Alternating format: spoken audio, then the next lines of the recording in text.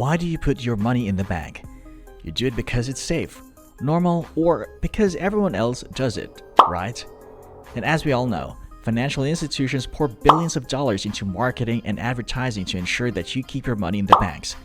Even as a child, you were instructed to put your money in a piggy bank. So it is deep-seated in you to trust the banks. But unfortunately, there are some things that banks do not want you to know. Like, seriously, do you believe your money is just sitting in your account until you take it out? These, my friends, are the dirty secrets that banks don't want you to know about. So, without further ado, let's get started. 1. Banks create new money electronically. Did you know that banks can make new money? I know how absurd it sounds, but bear with me here.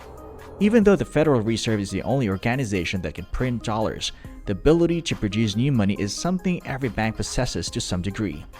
How, you may ask? Let's say you deposit some money in your bank account. The bank intends to profit from the situation, so they won't just let it sit there doing nothing. So, they will lend your money to somebody interested in purchasing a car or a house and charge that person interest on the loan. And that interest rate is far greater than what the bank offers you. Talk about unfair deals. You may wonder how the bank can lend out some of your money while still giving you the impression that the money is in your account. It's called fractional reserve banking. It was developed to address this issue. Banks are only obligated to retain a small percentage of their deposits in reserve, often around 10%, and are free to lend out the remainder. So, the bank can manufacture another $900 out of thin air and let it for every $1,000 deposited with them. This indicates that the total amount of money in circulation has increased to $1,900, and the bank is responsible for creating that extra $900. How is this even possible? It's just numbers on a screen, so it shouldn't be too challenging for them to figure out how to do it. 2. Borrowing from banks and investing in profitable ventures. In July 2012, Mark Zuckerberg, known for being one of the co-founders of Facebook, dropped about $6 million on a home located only 3 miles away from his company. But there's a kicker. He didn't pay for it with his money. He went with a mortgage with a term of 30 years instead. This must be a joke, right? I mean, he's literally worth billions of dollars. Why bother with a mortgage when you could just pay cash for an entire neighborhood full of mansions? The answer is easy. It's the availability of free money.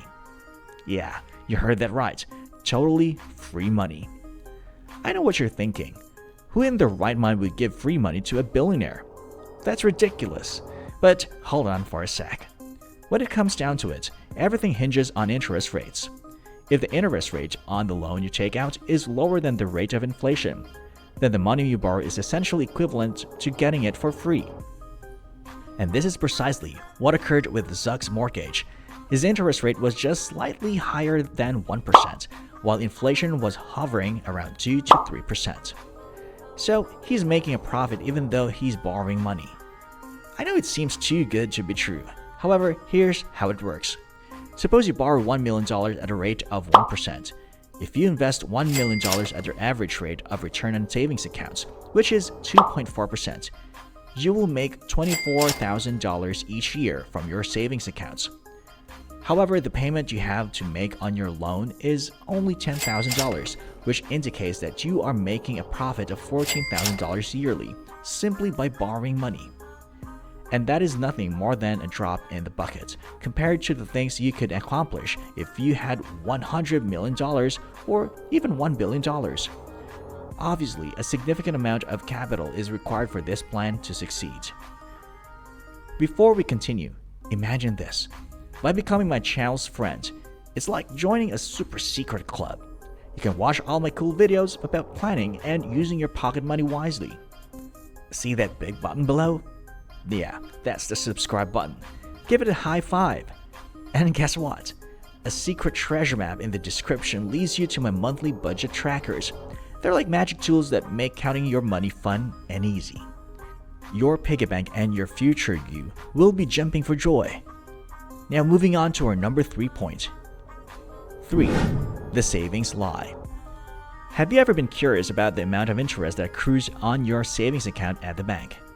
it is at least a few percent, right?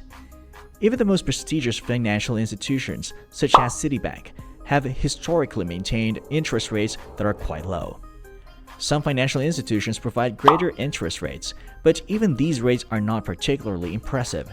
The problem is that if your money is not only growing at a rate of 4%, but inflation is at 7%, your purchasing power decreases over time. You probably think that you are putting money away for a rainy day, but in reality, all you're doing is allowing the value of your money to decrease year after year. Spending that money now, rather than putting it away in the bank, may be a better option for you in the long run. But this doesn't mean you should spend it all at a Gucci store on some Guccis. You could do that though, but as an investment. At the end of the day, banks are more comparable to parking spaces for your money because they're not really geared to assist you in increasing your wealth. So the next time you consider putting the money you've worked hard for into a savings account, be sure you know exactly what you're getting yourself into. 4. The more money you have, the less you have to pay in interest. You're aware that banks are not charities, right? Because they are enterprises. Their primary goal is to generate monetary gain. They are accountable to a group of shareholders, all interested in seeing a return on their investment. So if a bank is not profitable, it will not be in business for long. Because of this, they tend to feel more at ease when lending money to those who already have a substantial amount of it.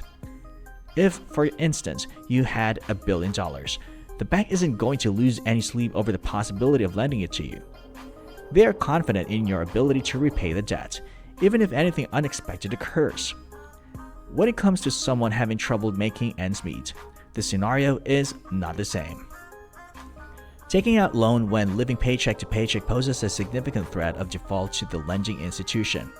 After all, taking risks is not part of their normal business operations. Imagine that you had a friend who needed some financial assistance. Which of your friends do you think you could feel more confident lending money to?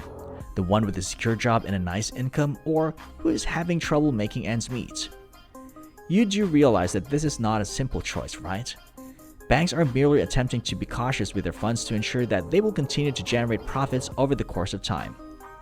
Having said that, to get the best offer possible from a bank, you must first improve your financial status. Banks enjoy your business with people who have a great deal of money and assets because it reduces the likelihood that the borrowers will be unable to repay their debts. So if you can increase the money you have saved, reduce the debt you owe, or invest in something that produces income, you'll be in a much better position to negotiate favorable terms with a financial institution. 5. Credit cards are like a powerful weapon in the bank's arsenal. Did you know that 70% of people in the United States with credit card debt won't be able to pay it off this year? That's a significant number of folks caught in a difficult financial predicament. Consider this. The interest rate you pay on credit card debt is far higher than the rate you pay on your mortgage, typically a much smaller proportion each year. When it comes to credit cards, interest rates can reach as high as 20%, which is terrifying. If you already have trouble making payments, the situation will worsen as the debt accrues interest rates. Sadly, 56% of the banked population has carried credit card debt for at least a year. The worst part is that most people will be forced to deal with it for many years. In fact, about 20% of people believe that it will take them longer than 3 years to pay it off, and approximately 8% aren't even sure when they'll be debt-free. But that's the worst of it. Because they can make a fortune off of interest, banks enjoy it when people get into a position where they owe them money. Don't let their enticing new credit card offers trick you into thinking they're trustworthy. Credit cards are a fantastic tool for constructing credit, but if you're not responsible with your money, it is in your best interest to stay away from them completely. Staying within your financial limits and not spending more than you can comfortably manage is the best way to avoid falling into the debt spiral. Now, as you wrap up, do you still think that the banks are the safest bet? Comment below and thank you for watching. Don't forget to leave a like and subscribe button.